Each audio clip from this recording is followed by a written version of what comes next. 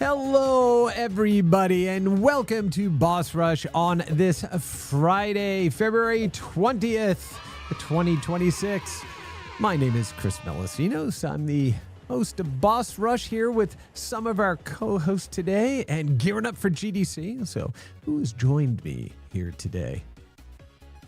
I'm Dean Takashi, editorial director at GameSpeed. Excellent. Hello, Dean. And... Hey, I'm Mark DeLaura. I'm a game developer and exec director of the GDC Festival of Gaming. And very tired Mark DeLaura, who's been traveling all over the place. Somewhat right? sick. That's right. That's right. And she's unfortunately won't be. Well, I hope you're feling better, buddy. And you better rest up because we have a lot going on here in the next 2 weeks. It's like a train without brakes. It's coming. It's coming. And we are missing Susan today. Her and her husband have a date night concert to go to. Family first always, so we're missing her here, but hope she has a lovely time, and of course we'll see her next week and at GDC and all of the things. So it feels like we were just doing this week completely disappeared on me. Right? It does to me too. I know. Well, give us an update on how you both are doing right now while I go ahead and welcome everybody here to the chats, and then we'll go and jump into some news. Go ahead, Dean. Doing good. I'm busy getting speakers for my event too. The GameSpeed Summit coming May 18th and 19th, and almost done getting folks to speak at GDC or our GameSpeed Crossfire event at GDC. So both those things are in the works. Looking forward to that. Hopefully I can spend most of the time there. I don't quite know what my crazy GDC schedule is going to look like. But I think I picked up the conference crud from DICE last week or something. And we are in full-on crazy mode putting together the GDC, and announced a keynote with Rob Pardo will be Thursday morning at GDC, which I'm super excited about. His game, I believe, hit the, I keep saying beta. Is it early access? Is that what it's actually? Anyway, go to Steam and find it. Archeron. Oh, those kids, they'll call it whatever they want, Mark. It's beta. Yeah, it's out. It's out today. Right. Yeah, it's out today, right? So, right. Yeah, it was pretty exciting. Yeah, very good. Congrats on securing it for the talk. That's awesome. Thank you. Yeah, there's so much more in the works. I'm having so many great conversations with people, who we even haven't even like locked down and announced yet, even though we're 2 weeks out. I'm like looking at like the areas that maybe we don't have enough people for conversations that feel like they're important for us to have as an industry. And I'm like, man, you really got to be there. So I'm like reaching out to people and saying, hey, how can we get you to come to the show? You got 19 days, I think, actually. So you're on that chart.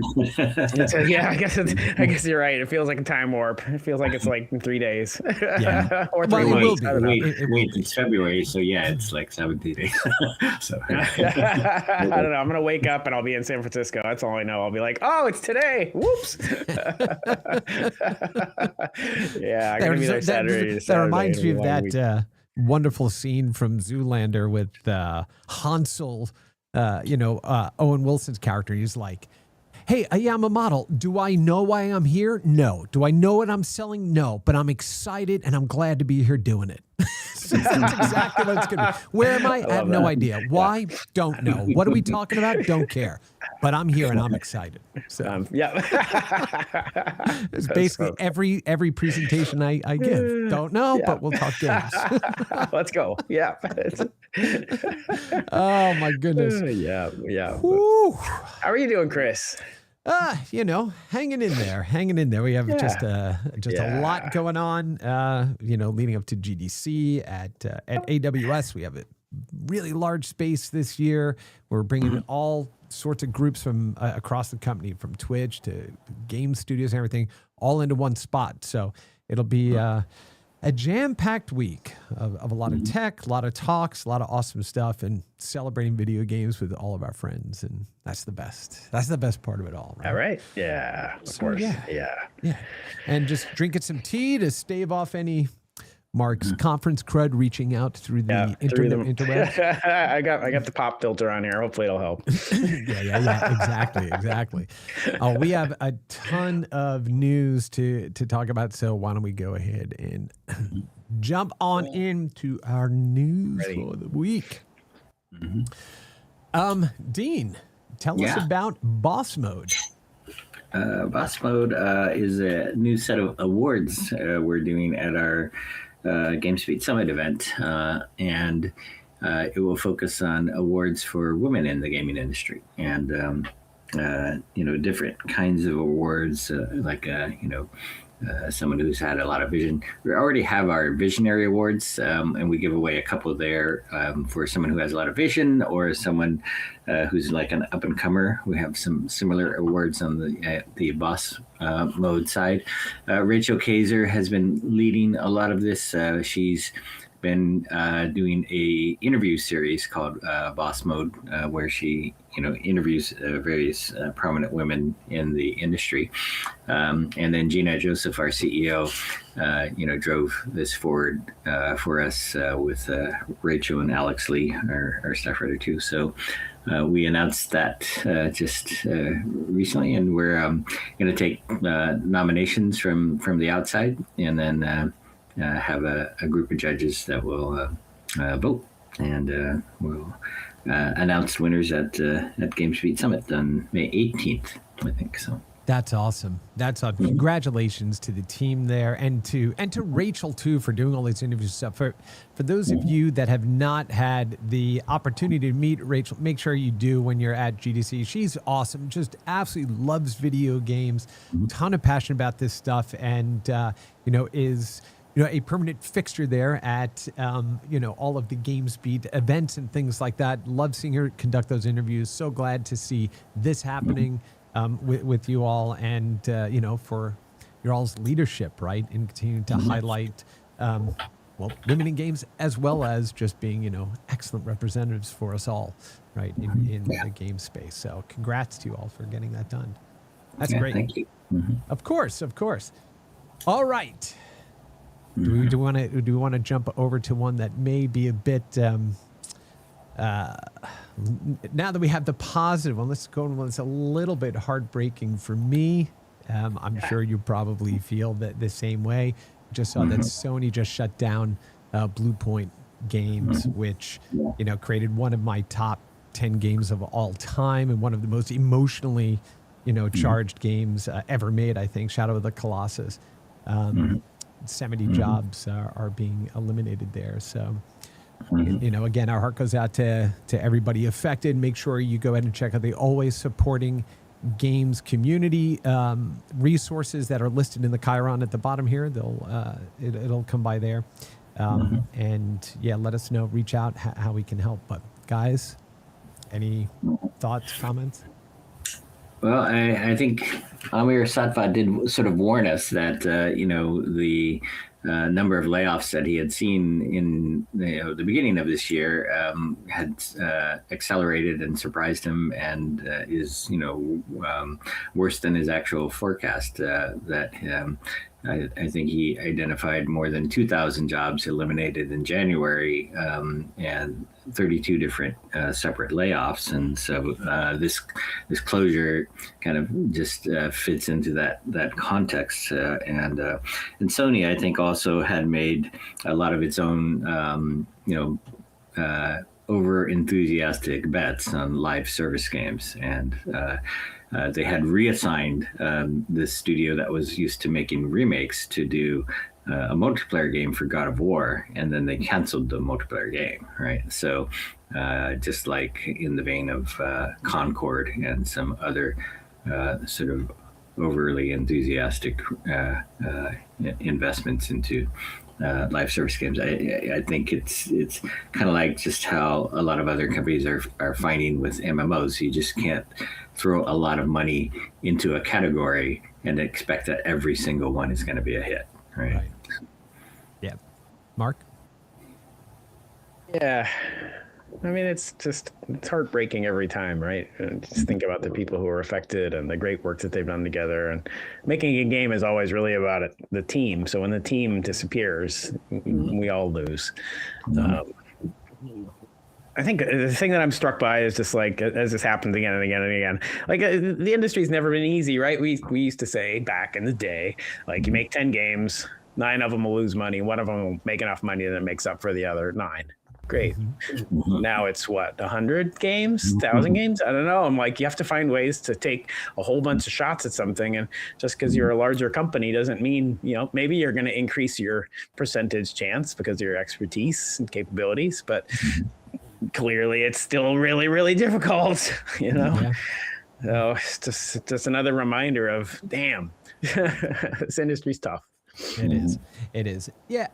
So yes to all of that. And I think, something, Dean, that Mark and I were talking before we went live here about is, sometimes we see these posts and discussions of things of, if you're going to survive here, you want to turn your game into a service, and you're going to basically get everybody to jump in and do this. And that's really where the money is going to be made and engagement happens. But that is so not just incredibly difficult. I mean, you're literally trying to hijack engagement loops of massive amount of players to do that behavior now that they may have been doing in a place like Roblox, for example, or Fortnite. And, cut it off there and now come over and do all that same stuff here. Like that context shifting, the cost to switch is massively high. And, to that end, how many video streaming services are out there? Right? I mean, dozens and dozens and dozens. How many does an average consumer subscribe to? And then how many do they actually watch, right? So you get this kind of narrowing focus, and they tend to aggregate around the biggest ones with the most weight, most gravity. So it's really, really difficult. And so, we've experienced this with COVID. We've heard some really passionate people say, hey, it was kind of this weird thing that happened. And we're still, as an industry, kind of wrestling our way out of those things, right? So I'm not saying that you shouldn't try to build live ops service, but there's so many more opportunities around what we can create that we shouldn't lose sight of that fact, right? And at GDC this year, I hope the discussions that I'm going to be involved in and some of the presentations we're doing really focus on that, right? About this massive opportunity expanse beyond what we've always done. Now we have to start focusing on where we can go next, right? What are the next things that we need to be looking at? So, but with all of that, look, none of these decisions are taken lightly. People in those companies are friends of ours, colleagues that have worked in the industry for a long time.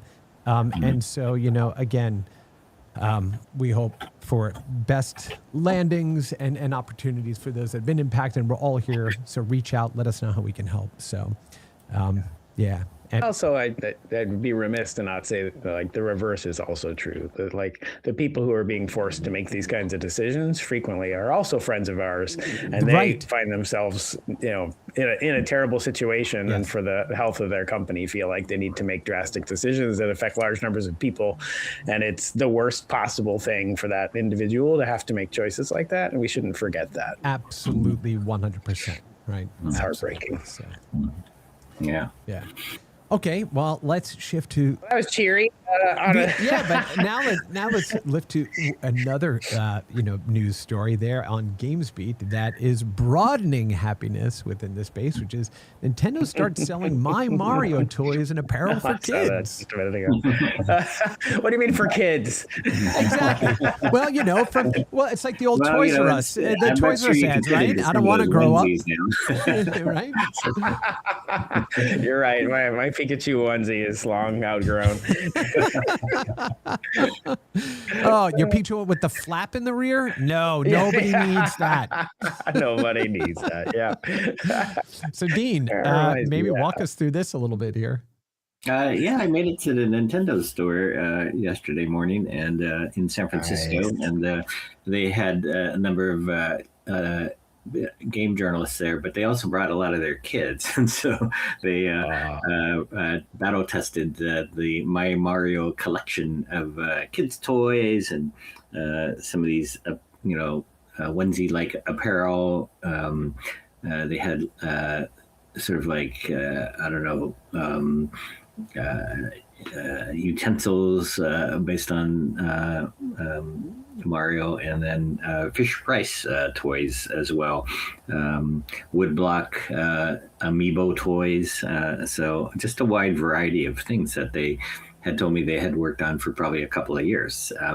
Nintendo is very focused on getting all the details right, and making sure that everything fits. So even like the Fisher Price toys, they have a brand there called Little People, which has like tiny little eyes for all of the characters.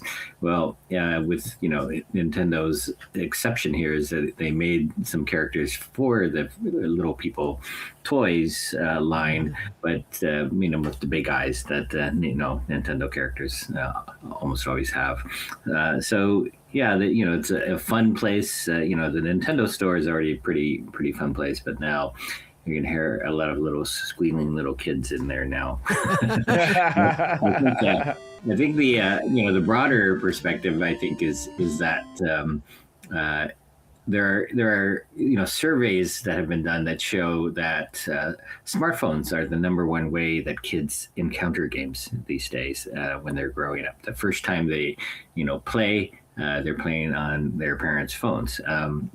And it used to be Nintendo. And so that means Nintendo's brand awareness with the youngest of kids is actually slipping, and that they should do something about it. So these toys are for kids that are 1.5 years and up.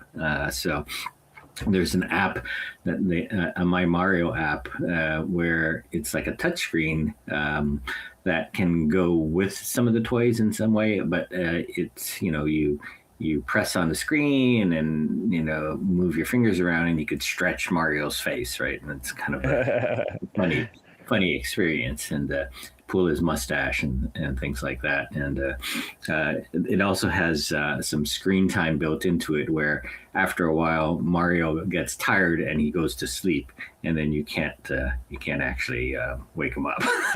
So that means your kid has to go to sleep too, right? That's kind of clever. I like that. All right, so we're looking at the video here, Dean, that you have here with Mark. Mark, what's the first video game that did this with? Yeah, I know. It's from Super Mario 64. It's obviously inspired by, which is super lovely.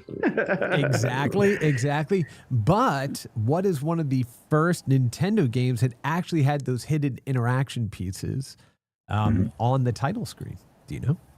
Title screen? Uh-huh. I don't know. Mario Paint. Mario Paint. You could affect the logos. You could bring out the swatter. You could do all these little things to it on the title screen that was just unearthed, right, as you started playing around and accidentally maybe clicked on something. Well, what the hell just happened, right? Yeah, but I remember the stretching and deformation of Mario's face on Super Mario 64, and that was just like, what? Oh my God. Yeah. I love it. But always returning to his bulbous-nosed state, right? Absolutely. All right. What are some of the other big stories you guys are charting? I want to comment on the sad one, which was Sato-san from Sega passing away. Yeah. Because at DICE, I was talking to some people and talking about Sato-san, who I'd met, 20 years ago, but he just made such an impact on me as being like the CEO who cared about his people and was really kind. And I met up with him with a group of Sony people, and he was just the nicest guy. He wasn't like this scary, corporate CEO. He loved games and had a history in games. And so when I saw this after talking to people about him at DICE, I was like, oh, that makes me sad. But he was the father of all the hardware, really. The Sega Saturn, Dreamcast, Mega Drive, etc., Genesis. So, all the way back. Yeah, here you go. The SG 1000, 3000 Mega Drive, Genesis, Sega Saturn, and Dreamcast. Yeah. Yeah, absolutely sad. And there was history. Yeah, and our heart goes out to obviously our families and friends, and to our friends over at Sega as well. Yeah, I mean, his impact is far-reaching and lasting, like Gunpei Yokoi, right? And the things that he created that set Nintendo down this path. Same thing there for Sega. So, yeah. Unfortunately, we are seeing more of our heroes, right? Take that path, and There was another, I believe, Sega executive that also had just passed. I apologize, I don't have that up here, but it was. Oh no, here we are. Yeah. If I had loud snoring and happening in the microphone that's not Joe Belly, is it? Here we go. I was just having some issues today. It wasn't some extra love. Yeah, it wasn't. It wasn't Sega. It was at Konami. Shutaro Ida had also passed away. Dubbed Curry the Kid, vice fellow developer, who joined Konami in 1996. One of the main developers worked on Castlevania Aria of Sorrow and went on to work with several entries in the series as well. So our friend to us and to everybody in the industry too, Don Daglow, keeps a list of, our colleagues that have passed. We'll make sure we go and get the link and put it into the chat or under the show notes later. And it's a good reminder of, all the people that built the stuff that we get to continue, working on and carrying forward. So again, hearts go out to everybody who knew them. Yeah. Okay. Let's see. What are some of the other? I've got a few tabs open here, but I also want to hear from people in the chat here as well. Mark Stanley says Sato-san was a great guy. I had the chance of working with him and Toyota-san back in the pre-Dreamcast days. R.I.P. legend. Yeah, thank you, Mark. Yeah. I saw some news from Meta about their direction that they're going to take for Samantha Ryan's letter. Right. Yeah. Samantha Ryan wrote a letter, saying they did, do their layoffs.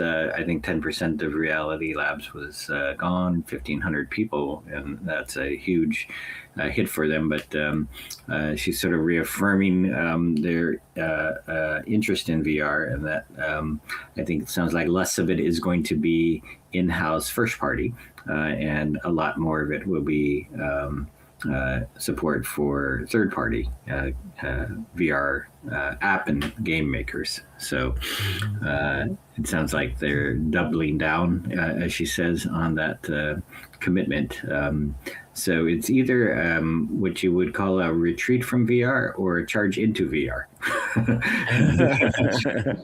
It's hard to tell exactly what, but so we'll see what happens. But Meta is somewhat distracted by its sort of life and death struggle over the AI market that's happening now, and so they're very focused on that. And I think they're figuring out what works with Reality Labs. The strategy sounds a lot like Disney's own approach to games, right? Where they had their own in-house divisions for a long time, changed leaderships around fairly regularly, had some hits, had a lot of misses, and ultimately wound up being a licensor of Disney branding for games made by other companies, right? Mm-hmm. So. Yep.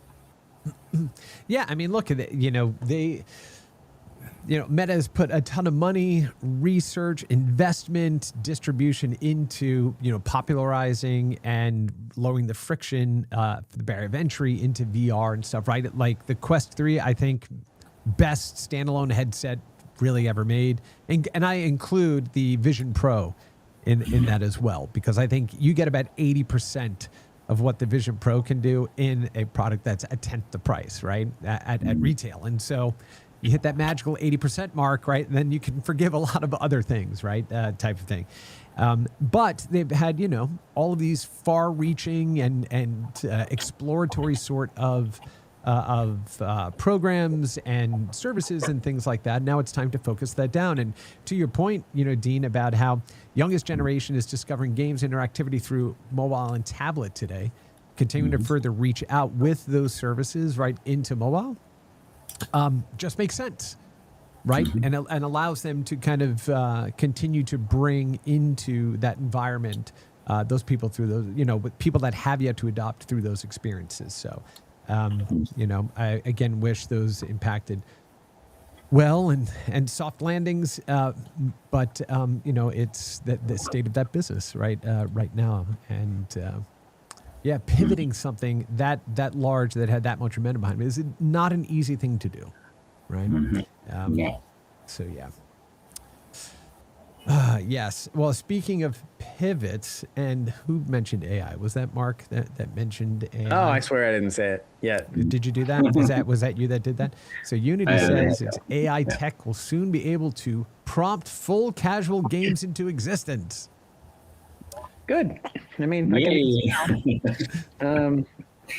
for the joy of the creator and a few people, right? Yeah. So, Yeah. But It's gonna make friends, but we'll see how far that goes. That goes.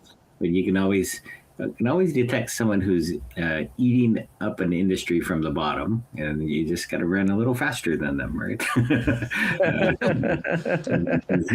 This industry, it's taking the form of a machine can do that. Yeah.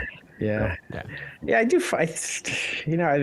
I have reactions, and then I stop and pause and think about where situations are. I'd find that useful. And one of those situations that I keep thinking about every time we have a conversation about how AI is doing bad things, I'm like, who could really use being able to make AI casual games quickly is a teacher, who's trying to find a way to make some topic that they're teaching to kids engaging. And they don't need a great game. They need a game. Yeah. If they can be like, hey, Unity, build me this thing that helps me teach multiplication in the classroom, for an hour today. Fantastic. Sign me up. I think that's great. If it's a tool that works and da da da da. Right. So, I'm always like, Yeah. Well, we do have a great quote here from our good buddy Bill Young in the chat here. Is that Unity pushing that concept is like trees selling axes. The always provocative Bill Young. Provocative, handsome. This also, what you just said, also reminds me of Scarlett's business. That's exactly what class, right? Yeah, and game class. How he's promoting the use of games in education and games to make certain kinds of points, like understanding physics or things like that. Yeah, and what I love about his, so Mark, yes, I agree that removing that barrier to create new ways of engagement that a segment of society is completely primed and geared towards using to learn and absorb and all those other things. But then you also have to make sure the guardrails are in place. What I love about what Game Class is doing is taking the things that we already know people love, that already have a baked-in audience for it, that interest is already very high, and then providing tools that allow you to layer those lessons, physics lessons, math lessons, anything, in the context of a game they already understand. And like one of the early demos that Skylar showed me were things like in Wave Race 64. And as, the player is piloting, their wave racer and everything. It's like, oh, the physics for water. This is what that math looks like. And this is how this happens. And so all of a sudden it's like, nice. Oh, this thing that I love. And this is what you're teaching me. Phenomenal, right? Phenomenal. So I love this approach as well. But more tools for teaching that then build on top of games. You can't, who can't love all of it? Like lean into all of it and figure out what works best, So I need to read more about the Unity AI announcement. And I had heard a little bit about it, but I haven't dived into the details of it. Generally, my opinion is if it's not doing something that's ethically a challenge, that I'm a big fan of more tools for more people. So great. But, I'm not sure I'm going to play a lot of casual games that have been created by AIs, but maybe if it's a starting point and then you know, I don't know. I just always think back at Nintendo. Nintendo's like the expert of making surprising things that will delight you. Yes. And I think that a fundamental component of games is the surprise and delight. And I think AI is trained to create things that are based off of what has come before. So making something that's surprising and delighting is more challenging. But can it make something functional and useful? Absolutely. Yeah. So and then build on top of it. At least prove out your ideas, right?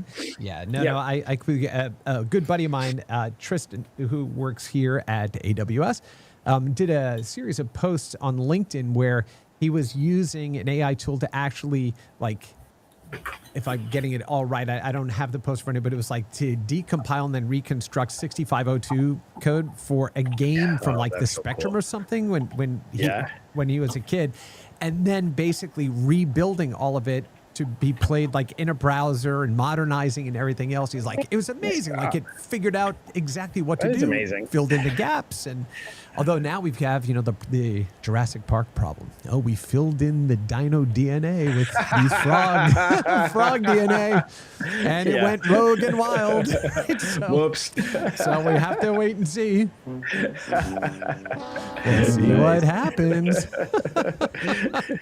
Oh my goodness. All right. Listen, there is something that dropped this week that was it, awesome to see and huge. Yeah, a slide deck. Matthew Ball went ahead and published his State of the Industry report. What I love about what Matt has done, and I've shared this with him, is if you all remember, it came from the internet side of things, the Mary Meeker report that used to come out right every year, and it's like, here's what the web is doing, right? And once that ended, it's great to see somebody as smart and careful about our industry, basically building this incredible resource of 230 pages now.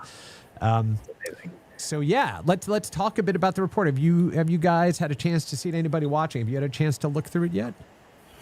I went through all the slides, got some early access on it, and I think one of the more telling things that I wrote about was that for a while gaming was stealing time from everything else, right? And that game time, especially among the younger generation, was just going up and up. And in the pandemic, that got even stronger. It did subside after that, but while it was subsiding, it wasn't necessarily just a natural thing. It was more actually maybe an attention war that gaming was starting to lose, right? And so the things that Matthew has identified as growing dramatically and stealing both eyeballs and money from gaming included things like OnlyFans, right? So the creator UGC porn-related things, sports betting, has been legalized in a bigger way in the United States, and that has been growing. Prediction markets, where there's also some kind of betting going on, has also been coming on very strong. And then there's TikTok and YouTube, short form video. And so all these things are, taking eyeballs away. I mean, one of the good things about, say, maybe the short form videos is that a lot of that content is gaming, but also even movies, there's more, say, gaming content in movies and television, and those steal eyeballs as well. But the percentage that gaming has on these different kinds of platforms is still relatively small. It's like maybe 5 or 10%, I think. Right. So there's a real loss of attention that's happening for games, and Matthew's kind of very interesting to point out the evidence for it. Yeah, look, I mean, as Mark and I were talking about again before we went live here, I had the wonderful pleasure of delivering a talk at RovioCon last autumn, and in there, what I talk about is the fact that we are now a fractured information economy, and we are across every other form of content that we as consumers utilize. and perfect stat at the time was the average TikTok is 42.7, I think it's 42 or 49.7 seconds long. The average viewer or user watches 133 a day. That's 90 minutes average. Then if you map that to YouTube, which longer form video, typically under 10 minutes, they don't quite clock in at about 90 minutes, although mine certainly does. It's my number one platform for viewing content. But it's not just those. It's then shorts, and it's reels, and it's this fractional, music stuff that Spotify is doing. It's NFL Red Zone, which I don't know if you have seen this before, but if you're a subscriber to Red Zone, it just fires at your brain all the touchdown events that are happening across multiple games, across multiple networks, or the Morning Brew, which gives you all of your content, your news for the day in 10 minutes. And then we walk in and go, like I told Mark, hey, brain, stop what you're doing and play my 80-hour game. And it's kind of, you're not wired to do this anymore. And so you're not competing against other games anymore. You are competing for fractional moments of attention. And this is the way we will be shaped going forward, right? So there's always going to be a place for, the 120-hour games. But just like the thinnest amount of video you as a consumer watch is a 2-hour Steven Spielberg movie, right? Those games will follow suit. Which, by the way, hint, hint, is great for the indie space. It's great for smaller studios that want to do these highly focused, quick-to-market type of experiences, right? So the industry is changing, and what we create going forward has to match the way we are now geared as a society, right, and as consumers to play. And so I can't wait to see what comes out of it. We have a whole lot more we're going to talk about at GDC, so I won't give it all away here. But yes, Matthew Ball. Yes. Thanks for joining the miniature TED Talk today. That's very good. We're going to just move on to more. So definitely go ahead and read the report. It's an early access report, but it's really wonderful. And Matt does a great job with it. So thank you, Matt, for doing that. You said Boss Rush at GDC, which reminds me that we finally locked in a time to sit in the podcast booth in the GDC Commons. Exactly. We're going to be hanging out there. It sounds like, Dean, you're not – well, so we booked it for 4 to 6 p.m. on Thursday. I think Dean said you'll get there around 4:30, which we'll probably take a 4:30 to set up. Mattel interview at our Fireside Chat at the Luminaries. Awesome. That's right. Oh, yeah. That's great. Thank you for doing that. Awesome. Well, then also, Mark. Thank you. Yes, sir. Thank you for, yes. Dr. Zoidberg says thank you. That'll be fun. For helping us get that done. So, we're going to do that. And then we're also going to try to sneak in an after hours one, which will be a whole lot more chaotic. And our brains will be melted at the time. And my job will be to keep everybody in the room family friendly and in some sort of directional course. So, we're going to let all of that get out there, and we'll see what happens then. But thank you to Jordan Stillman on the GDC team for protecting our time in the podcast booth. Appreciate it. Well, since we talked GDC, I do have one thing I'll share here with our audience and you guys is I'm kind of cooking up something on the side as a way for those that have been around the industry for a long period of time, another way to connect. So I'll have some more information to share as we get closer to GDC. That's a wide open It is. And so what I would suggest is if we see each other at GDC, I'll give you something to remember to ask me. And that way we can give you access to this idea, this thing that we're putting together. And that's about all the detail I'm giving you now. You're totally reminding me. We were talking about setting up a bulletin board at one point, and I downloaded the bulletin board code from the bulletin board that I used when I was in college, which was in the 80s. It's all that code sitting on my desktop waiting to be compiled. I was like, whoa, it's more complicated than I remember it. It's all written in K and R C, which is that going to compile?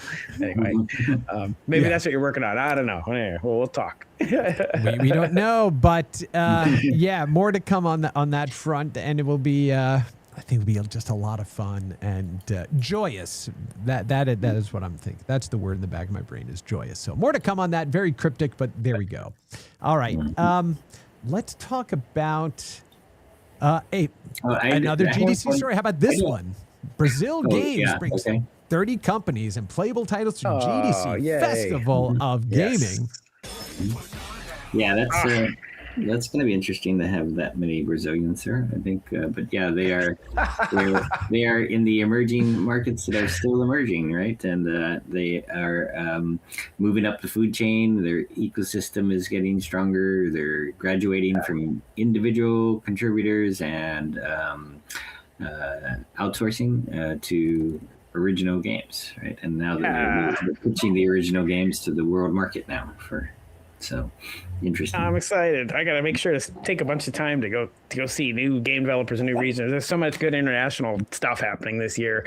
Did you hear about the Ukrainian games event that's happening? Oh, yeah. We talked about it on here too. and shared out links to all of that. I'm going to say it over and over. I'm just going to keep saying it every week just so people go.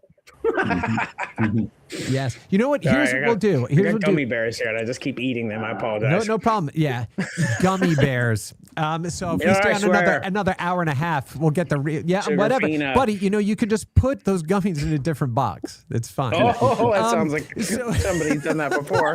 Well, I mean, West Coast. Am I right there, chaperoos? Anyway. So next week for Boss Rush, let's get together a list of all those things that that each of us is really interested about GDC. We'll get a whole list compiled. We'll go ahead and pop it up on Frame, and then we'll add all the links to all that stuff happening at the bottom, and in the notes and everything. So sounds like a plan. Yeah. GDC can't wait. Oh my goodness. Yeah. Here's another little thing that I get from doing many little stories, right? Which is every now and then I notice, hey, there's a connection. There's a connection between them, which is the Saudis again, right? After EA, after they joined in to the effort to purchase EA, they're also part of the Netflix alliance, or the Paramount alliance to buy Warner Brothers. I thought that they would just sort of, say, okay, we used up all that $37 billion. We're going to invest in games now, and maybe lay back and maybe not be as active. But that's not correct based on the activity we're seeing now. So last night, RTS bought out Nodwin Gaming to own the Evo fighting game show, and RTS is owned by Qiddiya, which is part of the sort of city that they're trying to create in Saudi Arabia for esports and games. So Qiddiya, is buying something there. Savvy Games Group is reported to be in talks to buy Moonton Games for $6 billion to $7 billion from ByteDance, and that this deal, is reportedly in the works and could close in the second quarter. Maybe Reuters reported that, and then yesterday, Scopely also bought a company that has just one game. It's called the Loom Games is the company, and the game has just been out for like 3 months or so, and the valuation for the purchase is about $1 billion. So they have a game called Pixel Flow, and Scopely is just buying a majority stake here. I think there's a lot of earnout in this valuation, so they're not paying all that money upfront, but yeah, it's a Turkish game studio with a successful mobile game, and Scopely is buying that. Scopely is owned by Savvy Games Group, and Savvy is part of the whole Saudi alliance around games too.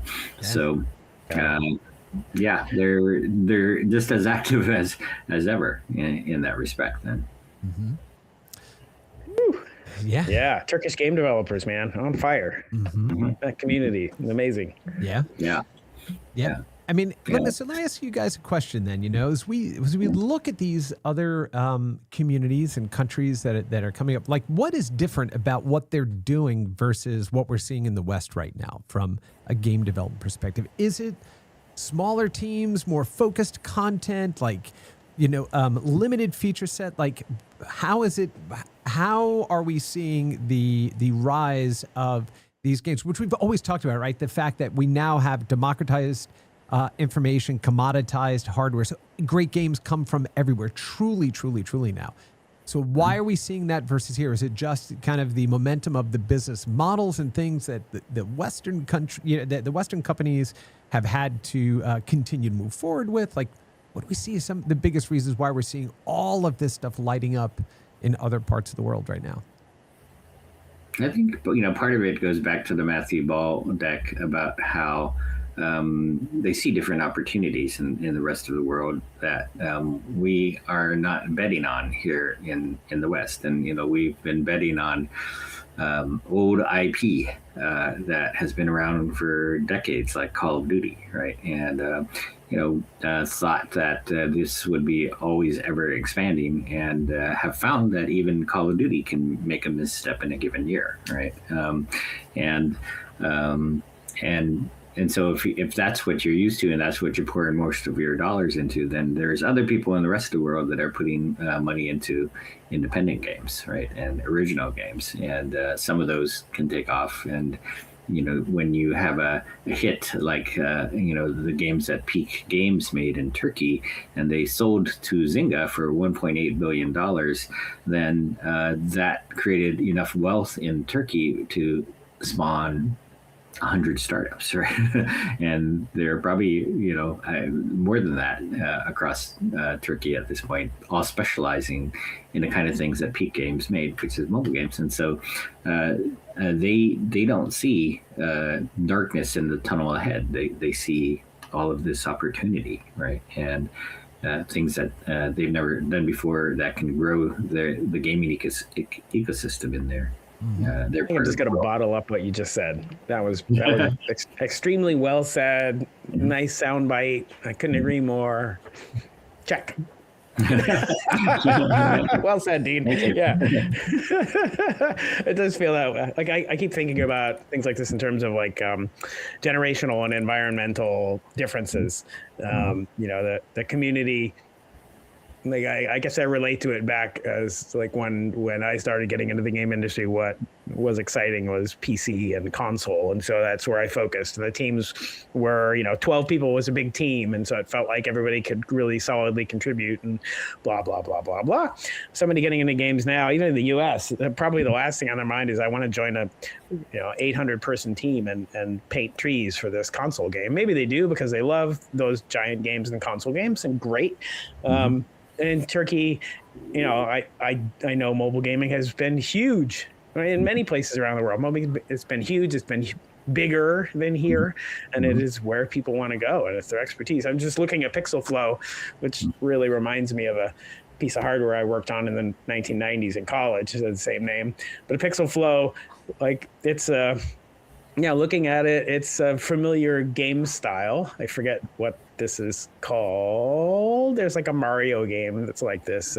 Anyway, there's a name for it. Go look up Pixel Flow. You see what I'm talking about. But look at it. It's so amazingly animated and engaging and beautiful. And I just want to go play it right now. I'm going to hang up. Made it with a team of 20 people, right? Yeah, 20 people. Yeah. Jeez, that's amazing. Yeah. I'm totally going to go download this. There you go. Is that it right there? That's it, right? Yeah. And, it goes back to one of the Brazilian people I talked to in games a couple of years ago, too. And I asked him, like, what do you think about the downturn in the game industry? And he goes, what downturn are you talking about? Yeah. Oh, I love that. So this looks almost like, I haven't played it either, but it looks a little bit like a tower defense meets, what was the game? Zuma. Do you remember Zuma? Zuma. That is not what I thought. With the marbles that are coming around, and it continues to fill up that pipe, and you have to like basically shoot other marbles to create groups of 3 to make them disappear. So you had a little bit of like Tetris stuff, you had a little bit, or a match 3, and you had a building, basically pipeline. You couldn't let it get to the end. So Zuma is what it reminds me of, match it with a little tower defense-esque type of stuff. But this is totally thinking of a different kind of game. But this is right. But this is the kind of stuff when when you have designers and people that understand game flow and play coming together and going, oh, we can create something new out of these one things. That is the essence of game development. That is why game development still happens by people, regardless of the tools that we have at our disposal. So excellent job at Pixel Flow. I should also mention here on the YouTube live, our good buddy Jason said, we were working with some Vietnamese developers on a Google-sponsored Play Store initiative. The theme for the Vietnamese studios was, let's become the next Turkey. And they're not wrong. So, Oh, wow. yeah, you got it. Nice, right. nice. Completely right.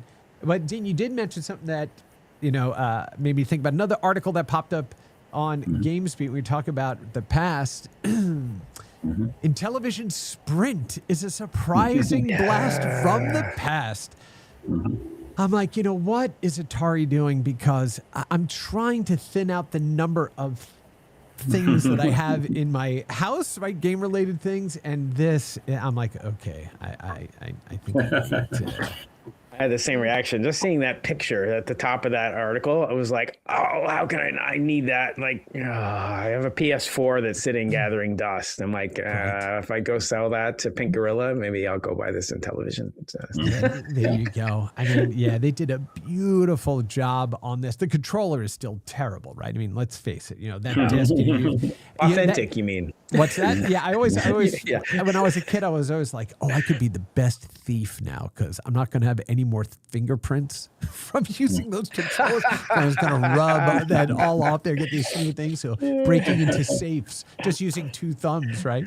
But, this really leads into the work that Atari overall has been doing. The fact that they went ahead and released this. It is a beautiful little machine, and it's not a like NES on chip. It is an FPGA. So it operates like the actual hardware does, which makes it really, really awesome. If anyone's ever played around with emulation and used things like a Mister Stack or something like that, you know what I'm talking about when you have hardware emulation or the analog systems, right? Versus this. Nice. Really, really cool. What's Mark got? What do you have there? Good friend Ed Matt gave me Let's see. these. What is marked out there? We have some armor Utopia. battle. Don. This is Utopia. Dagglo's Don. game, right? Yes. Don Armor Dagglo. battle. Utopia, the very first RTS that we had for home so good. game machines and stuff. The For plastics sure. in here. Yeah, my friend Ed Metz, he used to work at the Department of Education, gave me these as like awards for Nice. time served in my battle in government, and then my constant feeling about the world. So, the plastics are in here. Look at that. Oh, Now, do they? Yeah, I was about to say yes. Do they smell like the 80s? Yes. They do a little bit. Yes. Oh yeah. Yes, Love that's it. awesome.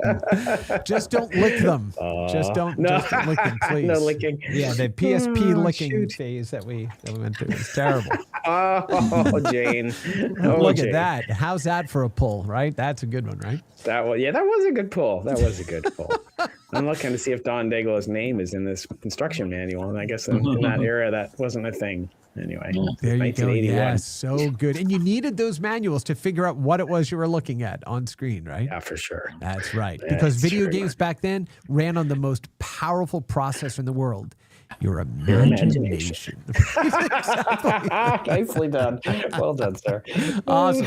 Oh my goodness. Well, listen, we're coming right up to the end of the live here, so it's time to jump into what we are playing. What are you playing, guys? And all of you that are watching right now, share with us what you're playing so we can understand. Dean, what you doing, man? Arc Raiders? I've gotten into the Last Flag game. That is the Capture the Flag game that is coming from Night Street Games, which is run by Mac Reynolds, the CEO, and he's the brother of Dan Reynolds, the lead singer of Imagine Dragons. And they used to play Capture the Flag in the Woods back when they were young, and they got into Capture the Flag mods as well, and have always thought that they could, make the best Capture the Flag game. So that's what they're focused on. It's a multiplayer game, Capture the Flag only. And, Well, imagine that.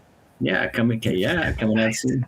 Yeah, and don't you understand that I'm never changing who I am because I'm such a bad player still. But I think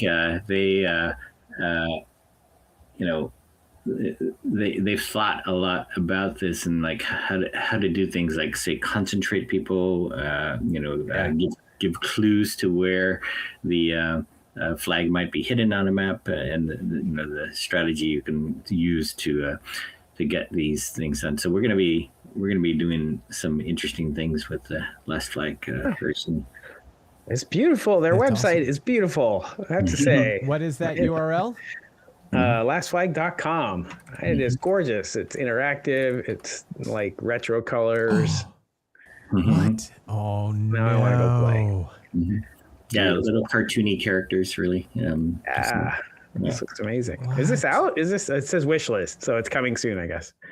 They have a beta going on, so I believe that the game demo beta really is available. So. Oh my gosh, I'm gonna totally download this. Look at how nice it is. Yay! Let me Awesome. turn that down there. Wow. Okay. Yeah. Well, that's a good share. Thank you very much. I am. Look, playing, I mean, I'm sorry. They had me. They had me at. I'm sorry. They had me at shag carpet and 80s aesthetic. So that's basically it. Yeah. Tell me what you're playing, buddy. Well, I'm playing the Ship GDC game. That's my first game, which is taking a majority of my time and reducing my sleep. I'm also playing the update the 3D printer game, which has gone very well until I got to the calibration stage, which I always hate on the 3D printer game. And so now the dining room table is covered in 3D printed parts. I'm sorry, Mary Beth, to my wife.